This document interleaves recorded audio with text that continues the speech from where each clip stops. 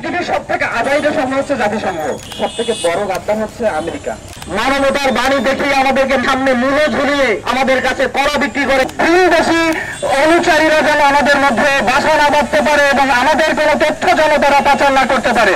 ফিলিস্তিনের 54,000 নারী এবং শিশু মৃত্যুর কারণ হয় তারা, সেটা তাদের কাছে হয় আত্মরক্ষা। আর আমার মুসলমান ভাইরা যদি নিজেদের আত্মরক্ষার জন্য ইট পাটকেল মারে, সেটা হয় তাদের কাছে জঙ্গিবাদী। পৃথিবীতে আর কোনো যুদ্ধ চাই না, কিন্তু আমরা আমাদের ইনকিলাব মঞ্চের পক্ষ থেকে একটি কথাই সবাইকে জানাতে চাই, সেটি হচ্ছে আমরা পৃথিবীতে আর কোনো যুদ্ধ চাই না। এই যুদ্ধ কাদের উস্কানিতে হচ্ছে আপনারা সবাই জানেন।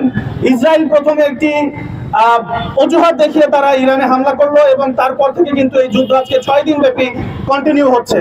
আমরা কোনো যুদ্ধ চাই না, আমরা শান্তি চাই এবং এই যুদ্ধের ডামাডোলের কারণে সারা বিশ্বের ব্যবসা বাণিজ্য এবং অন্যান্য ক্ষেত্রে যে সমস্ত হুমকি আমাদের সামনে এসে দাঁড়াচ্ছে সেগুলি আমরা কখনোই চাই না। একই সাথে আমরা স্মরণ করিয়ে দিতে চাই, ইরান আজকে যে ধরনের তাদের আভ্যন্তরীণ ইস্যুতে এবং ইরানের মধ্যে মোসাদ যেভাবে দানা বেঁধে উঠেছিল তাদের আভ্যন্তরীণ ব্যাপারে এবং তাদের ইন্টারনাল পলিসিতে জড়িয়ে গিয়ে আমাদের দেশেও আমরা যারা এখন জুলাইকে ধারণ করি, জুলাই চেতনাকে লালন করি, আমাদের সবাইকে ঐক্যবদ্ধ থাকতে হবে এবং সচেতন থাকতে হবে যেন ইরানের মতন ওই মোসাদের মতন করে আমাদের দেশেও একইভাবে কোনো ভিনদেশী অনুচারীরা যেন আমাদের মধ্যে বাসা না বাঁধতে পারে এবং আমাদের কোনো তথ্য যেন তারা পাচার না করতে পারে।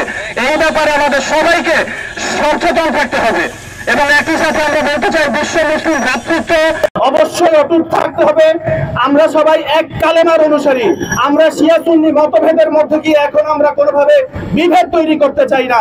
আমাদের বাংলাদেশ, আমরা এক কালেমায় বিশ্বাস করি, ইরানও এক কালেমায় বিশ্বাস করে। সুতরাং আমরা সমগ্র বিশ্বের মুসলিম জাতি ইরানের পাশে রয়েছি এবং আমরা কোনো যুদ্ধ চাই না। জায়নিস্টরা ধ্বংস হোক, ইরান দীর্ঘজীবী হোক, বাংলাদেশ জিন্দাবাদ, ইনকিলাব জিন্দাবাদ। আজ বিশ্ব মানবতা বিকারগ্রস্ত। কারণ আমরা বিকারগ্রস্ত কেন বললাম? আমরা গাজার দিকে তাকাই, ফিলিস্তিনের দিকে তাকাই, উইঘুরের দিকে তাকাই এবং আমাদের পার্শ্ববর্তী দেশ ভারতের কাশ্মীরের দিকে তাকাই। সব জায়গায় আমরা দেখতে পাই যে আমাদের মানবতা ভুলণ্ঠিত হচ্ছে। আমাদের বিশ্ব মোড়ল যারা আছে, যারা মানবতার বাণী আমাদেরকে শোনায়, তারা মানবতার বাণী দেখিয়ে আমাদেরকে সামনে মূল্য ঝুলিয়ে আমাদের কাছে কড়া বিক্রি করে মানবতার, তারাই সব থেকে বেশি ওই মানবতা বিরোধী কাজগুলো করে। যখন ফিলিস্তিনের 54,000 নারী এবং শিশু মৃত্যুর কারণ হয় তারা, সেটা তাদের কাছে হয় আত্মরক্ষা। আর আমার মুসলমান ভাইরা যদি নিজেদের আত্মরক্ষার জন্য ইট পাটকেল মারে, সেটা হয় তাদের কাছে জঙ্গিবাদী। এখন 54,000 মানুষের মৃত্যু তাদের কাছে মানবতা হয় না, যাদের কাছে মানবতার বিবেককে যাদের জাগ্রত করে না, বিবেককে নাড়া দেয় না, তাদের কাছে আমরা মানবতার বয়ান শিখতে চাই না। আমরা তাদের কাছ থেকে মানবতার কোনো মুরাদ দেখতে চাই না, তাদের কাছ থেকে আমরা কোনো মানবতার কলার বাণী শুনতে চাই না। আমরা চাই বিশ্ব শান্তি। এই বিশ্ব শান্তির জন্য যেভাবে কুল্লু মিল্লাত ওয়াহিদার তারা একত্রিত হয়েছে, সমস্ত কুফরি শক্তি একত্রিত হয়েছে, তেমনি ভাবে সকল মুসলিম শক্তিকে একত্রিত হতে হবে। আজকে আপনাদের মিডিয়ার ভাইদের মাধ্যমে আমরা বলতে চাই, বিশ্ব মুসলিম শক্তি হওয়া রাষ্ট্রগুলোকে তারা যদি একত্রিত না হয়ে কুল্লু মিল্লাত ওয়াহিদার বিপরীতে কুল্লু মুসলিম ওয়াহিদা না গঠন করতে পারে, তাহলে পৃথিবী থেকে মুসলিম শব্দটা বিলীন হয়ে যাবে। আমাদেরকে এখন সর্বপ্রথমে যে কাজের জন্য একত্রিত হতে হবে সেটা হচ্ছে মানবতা রক্ষায়, বিশ্ব শান্তি রক্ষায়, বিশ্বের মানুষের ভিতরে অর্থনৈতিক, সামাজিক, আর্থিক সব বিষয়ে শান্তির জন্য আমাদেরকে আগে যুদ্ধ বন্ধ করতে হবে। যারা নিজেদের রক্ষার পরিবর্তে বলে, তারা বলতেছে ইরান যদি নিউক্লিয়ার বোমা তৈরি করে তাহলে সেটা আমাদের জন্য হুমকি স্বরূপ। কিন্তু তারা যে নিউক্লিয়ার বোমা তৈরি করে সমস্ত বিশ্বের জন্য হুমকি তৈরি করে রেখেছে, সেটা নিয়ে তাদের কোনো গান নাই, তাদের কোনো কান্না নাই। আমরা বলতে চাই, আমাদেরকে ভয় দেখিয়ে লাভ নাই, আমাদের ইতিহাস জানুন, আমাদেরকে ভয় দেখিয়ে লাভ নাই। আপনারা কারবালার ইতিহাস জানুন। আমরা যুদ্ধ নয়, আমরা প্রতিরোধী আমাদের সর্বশক্তি। আমাদের পরাজয় হওয়ার ভয় নাই, আমাদের প্রতিরোধ হওয়ারই সর্বশক্তি। সবথেকে বলবো, আমাদের যত মুসলিম রাষ্ট্র আছে, আমরা বাংলাদেশে মুসলিম রাষ্ট্র হিসেবে আমরা বলবো ইরানের পাশে আছি আমরা, এবং সমস্ত মুসলিম রাষ্ট্রের পাশে আছি এবং দিন শেষে আমরা ইনসাফের পক্ষে আছি। ইরান যদি কোনো একটা অমুসলিম কান্ট্রি হতো এবং তার উপরে যদি ইসরায়েল হামলা চালাইতো তার বিরুদ্ধে আমরা অবস্থান নিতাম এবং ভবিষ্যতে যদি চালায় তার বিরুদ্ধে আমরা অবস্থান নেব। আমরা মানবতার পক্ষে, ইনসাফের পক্ষে। ইনকিলাব জিন্দাবাদ। মানব সভ্যতার ইতিহাসে সব থেকে বড় গাদ্দার হচ্ছে আমেরিকা। এই আমেরিকা পৃথিবীর আরেক নতুন ক্যান্সার ইসরায়েলকে সাহায্য করছে। এরকম যুক্তবাদ দেশ আসলে পৃথিবীর জন্য হুমকি স্বরূপ।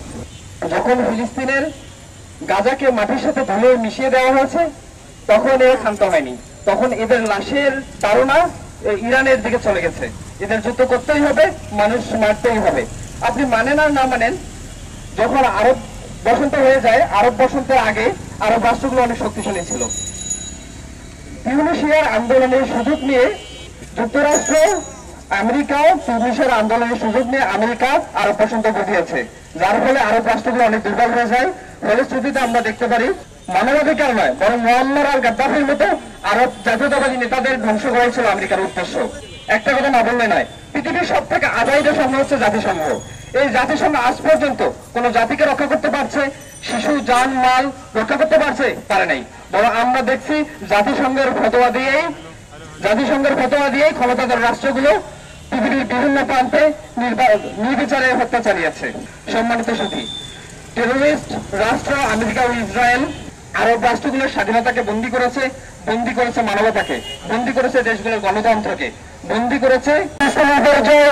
ইসরায়েলি আগ্রাসন চলছে, এটি বিশ্ব মানবতার দিকে আঘাত হয়েছে। অথচ আজকে বিশ্ব মিডিয়া, জাতিসংঘ বলেন, ওআইসি বলেন, তারা সকলে চুপ রয়েছে।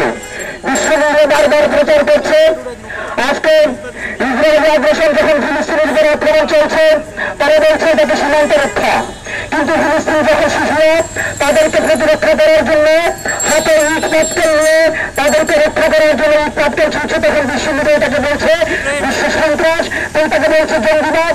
আমরা এটার তীব্র নিন্দা জানাচ্ছি।